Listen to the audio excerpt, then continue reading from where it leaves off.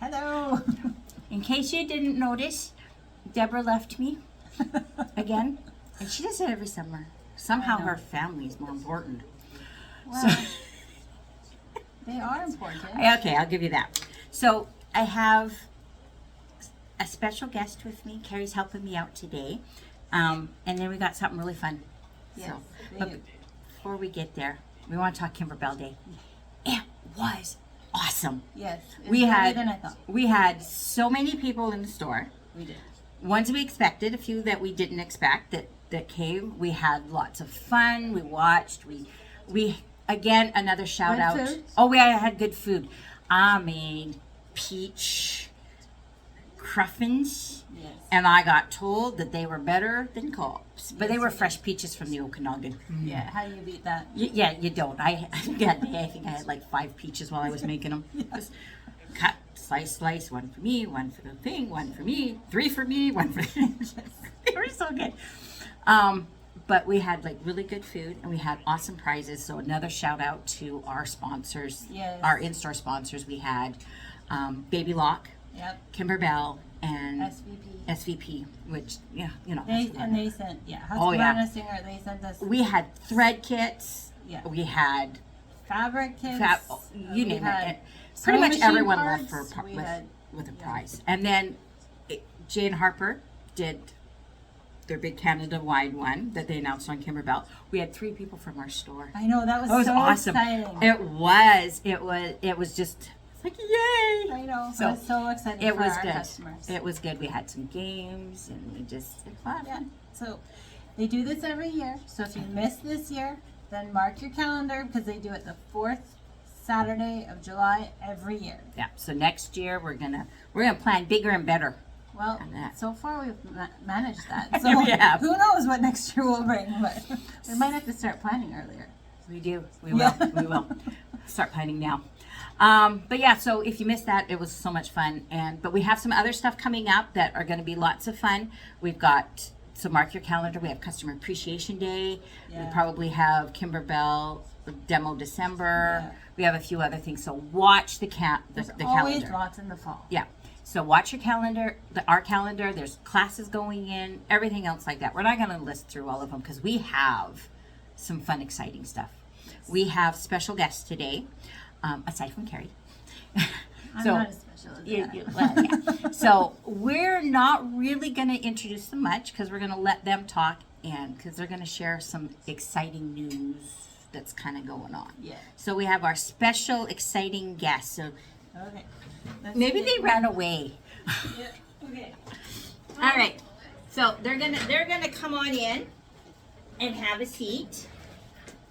I'm just gonna sneak a little bit to the side so that they are front and center. Right or left? Okay. Hello, everybody. See yourself in the camera. We can see ourselves in the camera. Wow! Wow! We weren't. I was gonna call this morning to see what he was wearing too. By the way. You guys did coordinate Well, like no, I was a really little well. concerned that I wear the exact same Exact same shirt. We don't get out much. Exactly. We discovered the other day that Kerri and I have an almost identical shirt too. I have mine from high school. You said you got one from Ruben. I'm staring at it and I'm like, it's the same. She goes, no, it's different. I'm like, no, the pattern's the same. It's just the sleeves are a little bit different. Yeah. So now we can be twinsies. There you go. That's all we need, more twins. Yeah. So, hello, All right. everybody. So I'm just going to introduce real quick. This is Mark and this is Tom. And then we're going to go from there and you'll find out as the thing progresses kind of what's So going just on. a little overview of what we're doing here today. We just wanted to bring everybody up to speed. We got some great new things happening in the industry, sewing industry in the Lower Mainland. We've been trying to keep it a secret. I don't think we've been very successful Not at good that. So we could probably work for government in keeping secrets. So, you all know me. I'm Tom from Tom's Sewing Machine. This is Mark Richard. Mark from Mason Sewing. Mason Sewing Machines. And we have decided over the last little while to merge. Mark wants to retire a little bit and spend some more time doing some traveling with his wife. Slowly fade out.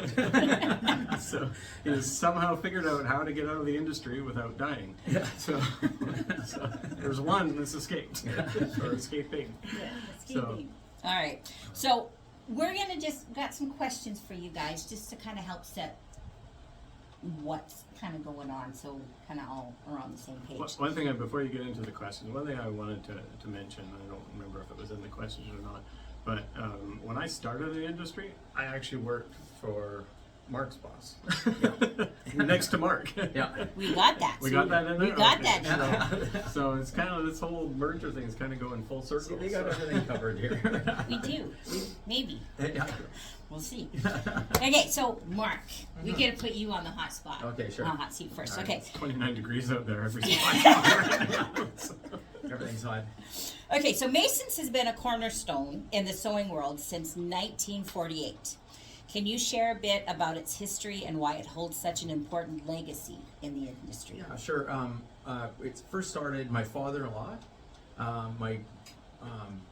his mother actually lent him some money to rent a spot on, out of all places, Alma Street in Vancouver, and opened the first store there. He had a knack for the sewing industry. I don't know where that all started, but, and then moved after about 1 year from that location and grew and opened the store on Fraser Street, which has been there since up to 2013. Or It's gone now. only moved, yeah, yeah. And so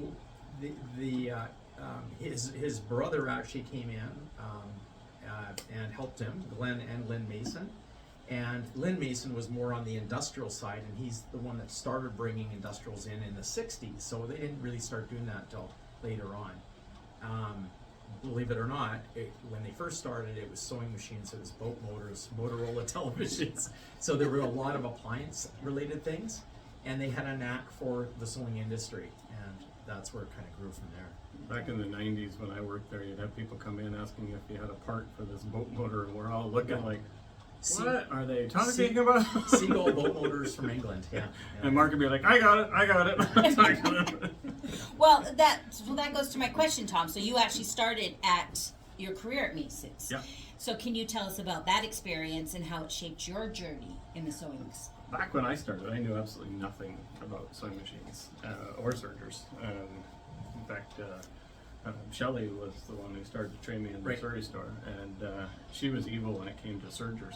We had about 12 sergers on the floor between new and used, and every day for a month I had to cut the threads on every one of the sergers and rethread it from scratch before I was allowed to do anything else that day. Before air threading. Way before. Now Actually, I know air where threading you had got just that started. from. So, yeah. And so when people complain about threading sergers, I'm like, let me tell you a story.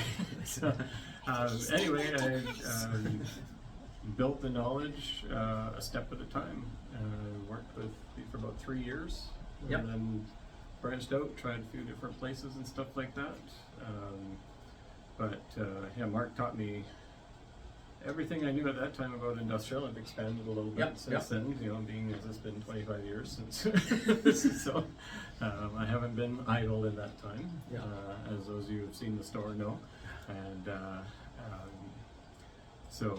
and then back then you were running the industrial division. Yeah, industrial and parts. I was working with other sewing machine dealers as well, providing parts and parts related service there as well. And then eventually, was it 2013 you bought the Yeah, store? yeah. So in my brother-in-law ran the business. I can't remember exactly when, but from the early '90s, he was Tom's boss. My brother-in-law Ken. And actually, quote Oh. Ken always said, he said, never badmouth the competition because you never know when you're going to own them. We're merged with them. Or merge with them, right? So But- he was talking about, you know, the other brands. No, don't badmouth the brands, but.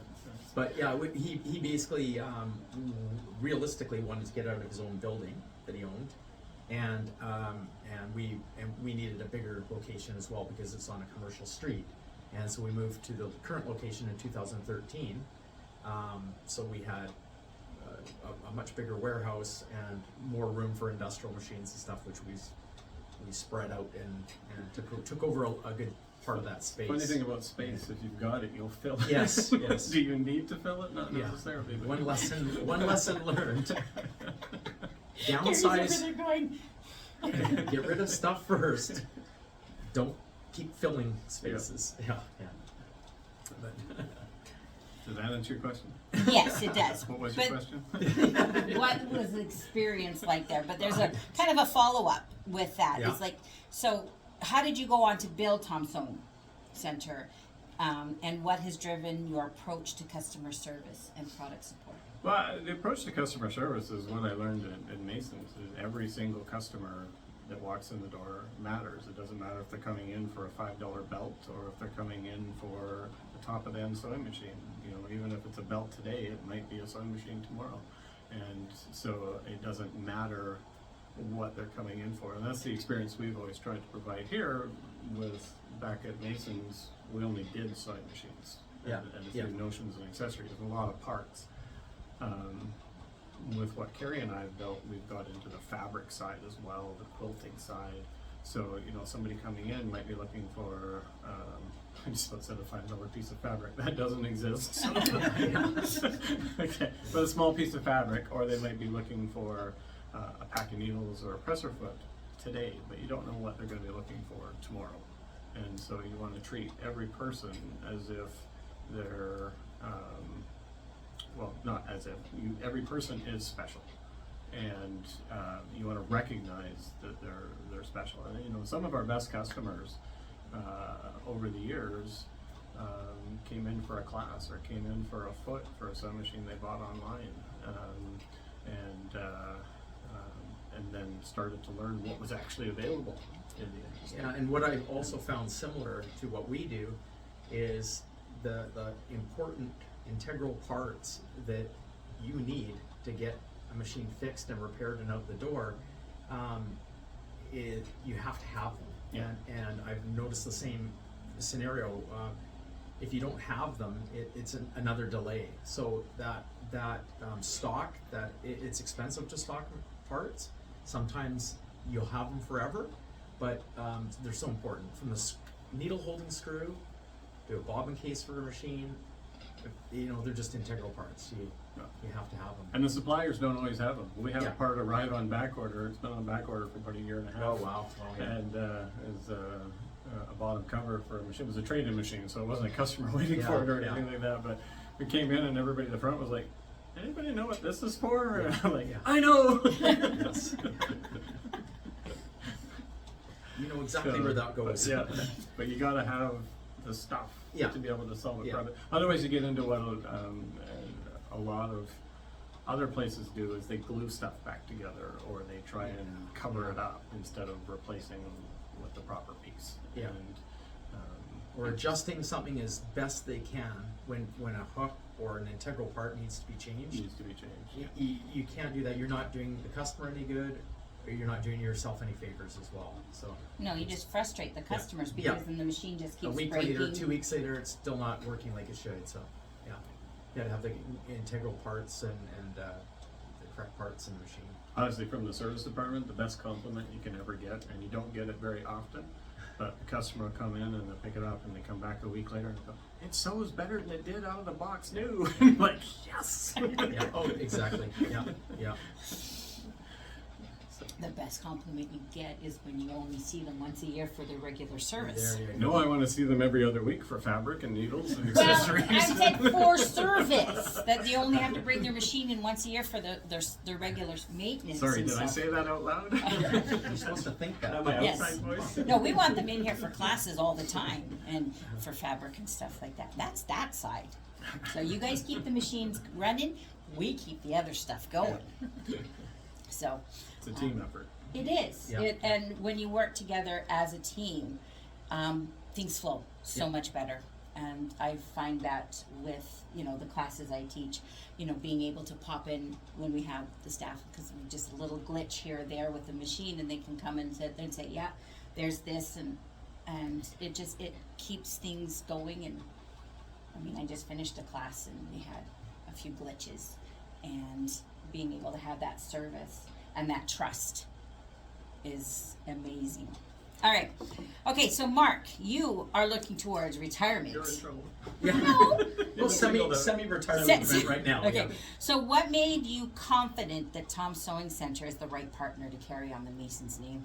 Well, working together with them in the past, and I see what Tom and Kerri do in their business, for one, and I wanted to make sure that my customers got that quality of service.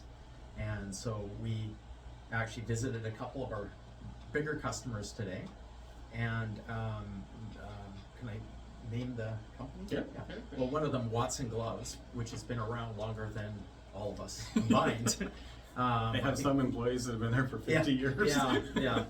He introduced us to a few people there that were right beside him that have been there for 35 and 50. That one fellow, 50-something years. Yeah. So we want to make sure that those customers are taken care of. And I said I couldn't retire and sleep at night without knowing that, because that's the way I am, right? Yeah. We ordered a machine for another customer that we went to visit, and I want to see that through, so I'm not retiring until those kind of things are finished and resolved, right? So that customer service is Yeah. the base. Yeah.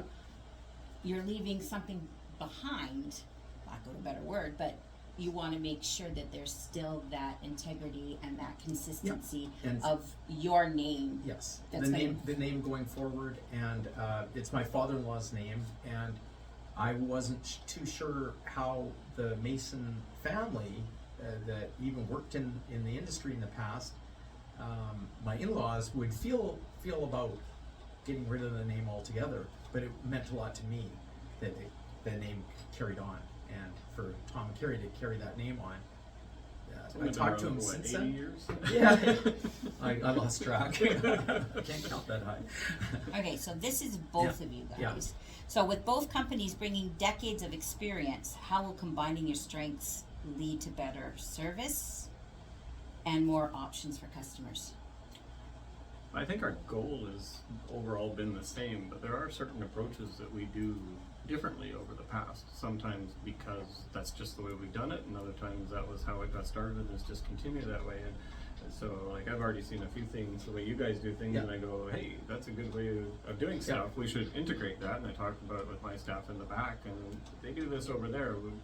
And they're like, yeah, that's a good idea. Let's start doing that. And then bring your team over here with the way that they've been doing things, and hope they'll see the way that we do things too, and be able to combine the best. Also, a combined supplier list. There's I think this will expand Tom's accessibility to a lot of things as well. There's a lot of things probably we didn't know that they were getting from different people that we would have helped us as well. But there's some combined distributors of these things that can help process things quicker and work well for pricing and different things like that. So Purchasing power. purchasing power, yeah, overall purchasing power, exactly. There you go. Okay, so last question. With Baby Lock sales moving to Burnaby and the industrial division relocating to Surrey, where all services will also be handled, how will these changes enhance the customer experience? When you say services, you mean sewing machine repairs. Yes. Angela, here, sorry. Yeah, so, Okay. sorry. Yeah. So clarify that. So Clarify, yeah. how So- are we gonna where is everything going to be? So we've centralized all of the technicians to the one location here in Surrey, all of the parts and everything. We're working on creating a distribution list of parts for the Burnaby store and for our Chilliwack store for the network of customers that Mason's has on the industrial side, so that they'll have quick access to common stuff without having to wait for it to transport and travel back and forth. Then Baby Lock, we've never had it over in Burnaby, but we have a large selection of Baby Lock parts here and a good knowledge base. So the Baby Lock customers that Mark already has over there are not going, oh, okay, that's a new store that has no experience. I know no more than anybody there. Yeah, there's a good background in that, and also we're going to see in the next couple days, there's going to be parts for older machines that the distributor of those machines can't carry Can't even anymore. They're have just it not anymore. available. So we have a lot of flexibility of being able to buy new stuff for new parts for old machines, and also a lot of things are already in stock. They're already there. So whether it's loopers, blades, Yeah, I know. needle holding screws, any of those common things. Yeah, you there's send not me gonna- over your parts list on 16,000 item numbers. I printed it. Have we done a 186 mix pages. Mix and match to see which is the number we have, because there's so many parts that you carry that we don't carry, Yeah. and vice versa, because you only ever did the baby lock in the household, and we Yeah. do the Husqvarna and the Singer and the Janome and the Elma, and that's a whole host Yeah. of part numbers. So our database just got larger. So that means, okay, so for a service department, what does that mean for a service department? We're getting more. We have more techs because we're getting the techs from Mason. Fam's coming over, and Keith is, thank goodness, not retiring and Yeah. staying on a couple of days a week. Yeah. He has a vast assortment of knowledge in his brain that can Yeah. never be replaced. And any of the mechanics, period, can lean on him for tips and stuff like that, as they maybe work on something they're not as familiar with because of his. And having- But going back to Baby Lock Tech, I went down with Keith one year, and he had, this is working on a 10 needle embroidery machine. So step one, step two, he already had the covers off and was sitting there with his hands on his lap, and decided, because instead of just waiting, he'd help the person on the right and the person on the left. and it was quite funny. At the end of the course, it was Keith is the god. Keith could have The taught the sewing class. repair god. Yeah. So So he put his machine back together, and then he was helping everybody else put their machines back together. part of the big advantage of having Yeah. the techs together, a lot of stores only have one tech. We've been lucky, we've got a couple of techs here, and then of course I have 30 years of knowledge in my brain, because I actually am a tech Yeah, too, yeah. and spend a lot of time in the shop, even to this day. Quite often it's really handy to talk a problem out loud with somebody, because it's really easy to fix the timing on a machine. The hard part is figuring out, is it the hook timing, the needle bar height timing, is it the zigzag timing? Because timing is just a generic term, but there's a half a dozen different timing points Yeah, in a and- sewing machine, and it's like, which one is causing the problem? And so many machines work a little bit differently, whether it's feed dog timing, hook timing, needle bar timing, But zigzag timing. I had things like this, just basic a things. great couple of months ago now. It was classic of in the movies, you know, when they take and they put that big metal wrench in that big gear thing that just rocks the whole thing up. So I was working on a Baby Lock Solaris 468-page service manual. Oh yeah. Laser guides, iPad-sized touchscreen, digital projector, camera, so sideways, diagonal, you know, all this kind of stuff. And the very next machine on my bench was a Singer treadle Yeah. from 1918. My brain broke. It just stopped. Like, I didn't know how to, I had to actually get up and leave and then just recalibrate my brain, Yeah, because the where do I start? technology, we're still fixing stuff that's over 100 years old. Yeah. And then there's 8 major brands out there. They all do a little bit different ways of doing things. And at Christmas, when we were counting, we had 65 floor models on our floor. But when we looked between the 5 brands, if we carried we'd have 150, almost 150 models on Yeah. the floor. And every 6 months, they're taking some out of the line and adding some new Yeah. ones into the line. And you go back 180 years of manufacture, and it's like, that's a lot of knowledge base Yeah. to have in there. And so new techs, they might be able to fix the new stuff, but they can't even look at the old stuff without having a sounding board, right? And the wholesalers, they don't even have people that know how to fix these things anymore. Yeah, they're only up to date or trained on the newer equipment. That's it. Yeah. So with all the techs that we have, it's not just a combined, because a lot of times when you read, you know, they'll sit there and say, oh, we have. Combined 150 years of experience. Yes, That you means know, absolutely because- nothing. That means they have 150 people that have been working there for a year. So. Well, and that's just, so when we talk about, you know, having 30 years of experience, it's not all of you 5 techs that have 5 years. You have 30 years. Yeah. And so we have several Keep years that going one. back. Here's a key. Here's a key benefit. I also fixed sewing machines for years.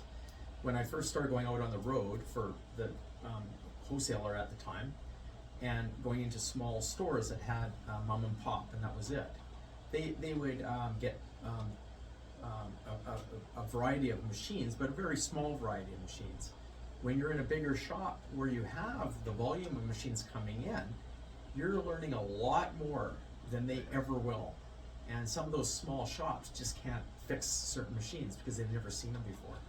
But because of the volume you get in our Vancouver store and Surrey store, I see the volume you guys have coming in here.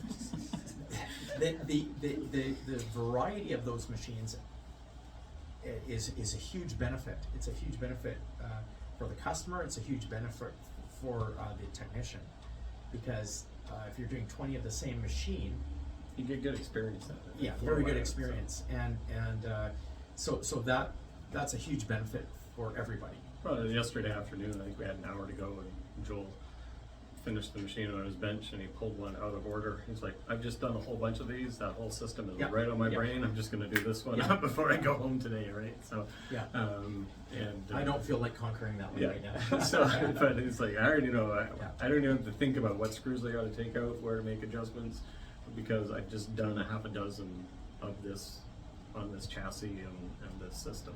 And so you get that advantage when you're only getting a half a dozen machines in a week, or some places a half a dozen a month. Yeah.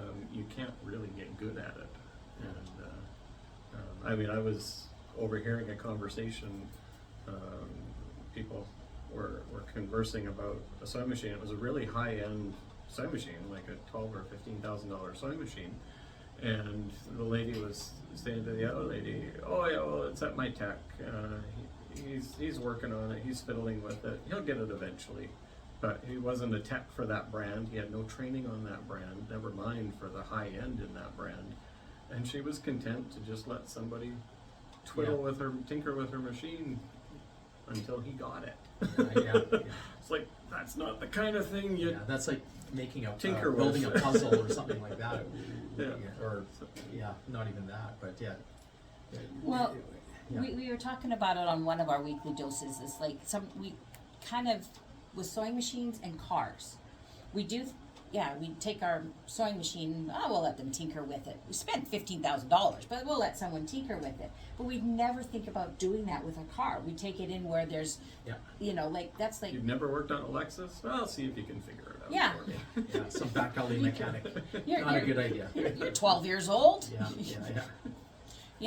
Have at her. And it's the same thing. Like they're expensive. Yeah. And you want to take it somewhere where you trust that they actually know what they're doing. 'Cause- And I think I mentioned when we pulled the high-end machines apart, we showed the differences. Like we don't do the top-end Berninas because we do not have access to their service manuals and their parts manuals, and we don't have access to their specialized tools. And I've talked to the people in the multi-line dealers down at Baby Lock Tech and stuff like that. They literally have $5,000 US in specialty tools to work on the high-end Bernina line. And you cannot tinker with a machine like that. You cannot tinker with a Baby Lock Solaris until you get it right. You cannot tinker with a Janome M17 until you get it right. Yeah, you have to know what everything You is gotta doing know, and what it's there Yeah. for. Yeah. And you're talking about adjustments that are 1/10 of a millimeter. You don't eyeball that. No. Yeah. It's not like, So- 50 years ago where, you could tinker with stuff like that because there wasn't that much to it. It's not your Ford Model T. No. No. The other thing I think you were alluding to, but you didn't quite finish, was that the advantage of a team of technicians too is you have the ability to converse with each other and share ideas with each other, Yeah. Share knowledge. share knowledge, Yep. kind of bounce ideas off of each other when something's difficult. You're not on your own. You're not stuck. Everybody has different strengths too. I mean, I have a strength in sergers, mainly because back when I started learning, That's where you back started, there. yeah. Well, it wasn't so much where I started. Right. It was the number one comment I heard from every training course I was in, and everybody that talked to, "Oh, sergers are terrible. I hate sergers. Every tech hates sergers." So I decided, and I literally took home service manuals at night and studied them. Yeah. And I took old sergers home and I tinkered with them to figure out the system, because I figured if everybody hates sergers, if I can do sergers, I never have to worry about getting laid off because I'm the serger guy and nobody else wants to do it. And of course, the strength with Tom and ourselves with the Baby Lock brand and other brands is the distributor training that's been happening for years. Yeah. and so that can be passed on and strengthened. In fact, with every Kerri tech. and I are going down to Baby Lock Tech in a couple of weeks again. So You are going to go Yeah. this year Oh, again. yeah. Oh, good. So we go to Baby Lock Tech, we go to Genome Institute, Yeah, yeah. Husqvarna Convention, Yeah. we do the trainings and Good. Bring the that kind of knowledge stuff. back and Yeah. spread the We- knowledge, exactly. I flew down to Florida for training on the Husqvarna Epic 3 when it came Yeah, out. well, there you go. and It's because you gotta have the knowledge Oh, if you yeah. want to sell the high end Yeah. stuff and know how it works, Yeah. and you can't guess at it. No, of So- course, yeah. All right. So, any last parting words? Questions, comments, bones of despair, whales of depression, jumps of joy, yips of glee. Sure. Did you miss anything? I think we're just. Oh, an official handshake? Official There we go. I think we're just like all excited about what this opportunity is going to bring to the customers as well as. And you'll probably industry. see Mark around for the foreseeable future. It's not like he's going away. He has not died. Yeah. One of the only sewing techs in the world that No, has there- gotten Over the free. years, this is what I've found out is with a lot of products, people want to, they don't want to tell anybody anything. They want to keep it bottled inside. I learned that we had an employee that worked for Dresso. They came out of Quantum College in design, right? Using industrial machines and cutting and all that stuff. And when they came and worked for us, they didn't want to give any information to anybody. And I said, like, Betty had a hard time with that. Why aren't you helping with this? Well, I paid a lot of money for schooling and blah, blah, blah. What? You can't keep it inside. So I Keep it to yourself, I guess, yeah, but I like to teach people how to use this stuff properly. Going back to sewing 101, thread the machine properly, hold the thread back before you start, put the pressure foot down. Trust me, I've had instructors that didn't even go there with the first instruction. That will prevent so much. It's the simple things. Yeah, usually. so many headaches. Every sewer, if they don't know 101, they're going to have those headaches. So whether it comes to learning a different machine completely than a regular sewing machine, a serger or something else, there's little tricks and things with those as well that shared Shared between knowledge, other so. mechanics and years of industry Well, experience. and you never know when somebody's going to say, Yeah. well, why don't you just do it this way? Yeah, Right? And you're like, oh, I've done it the hard way for 20 years. yeah, that's right.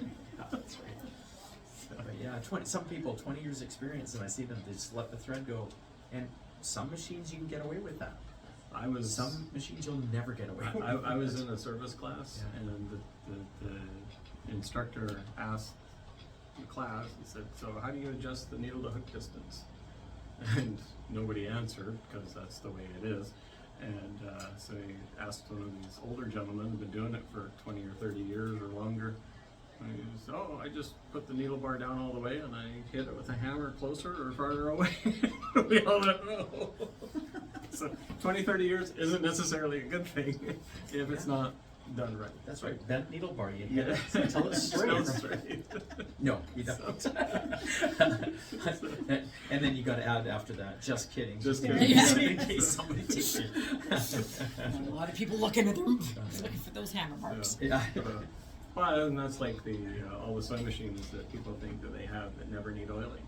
Yeah. And I'm just like, well, if you have a machine that never needs oiling, quick, let's grab it. Let's run to Houston. We're going to sell that technology to NASA because Yeah, they spend billions of dollars trying to figure out how to make things work without lubrication. Yeah.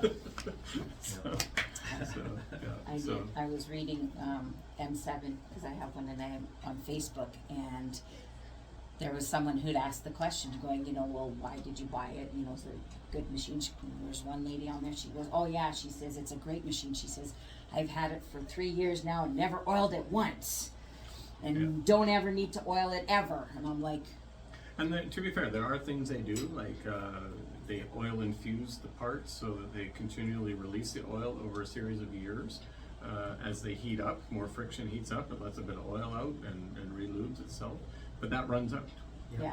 Lithium grease and things like that. Again, they need to be updated and Well, and the thing maintained. is, And Yeah. usually what I've found is that do not oil thing, it's lost in translation.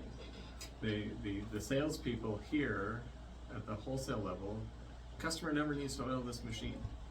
And then they tell the dealers, oh, your customers never need to oil this machine. And then the salespeople tell the customers or buying the machine, and you never need to oil this machine. But what should have been said is, you, the consumer, don't oil the machine. You take it in because it's got circuit boards all over the place on it. We don't want you splashing it out. We take machines apart every month that have, kid you not, 1/4 of an inch oil in And the or bottom. the wrong oil. Or the wrong oil, yeah. Cooking oil. I'm not Canola kidding. oil. It seizes a machine. Well, up. and see, and that was the next one. She goes, Yeah. and then she says, and I've never had to have it serviced either. And I'm like, you may never oil it, but your service techs will oil it because there are parts that do need oiling. It's just because there's so much in there, and we don't take it apart. And oiling is a general term, so not everything gets Yeah. oiled. Some gets grease, depends on whether it's Yeah. this type of gear or that Yeah, type yeah. of gear. Yeah, oh, This type of joint, that type of joint. So that's kind of like timing is a general term, oiling is a general term.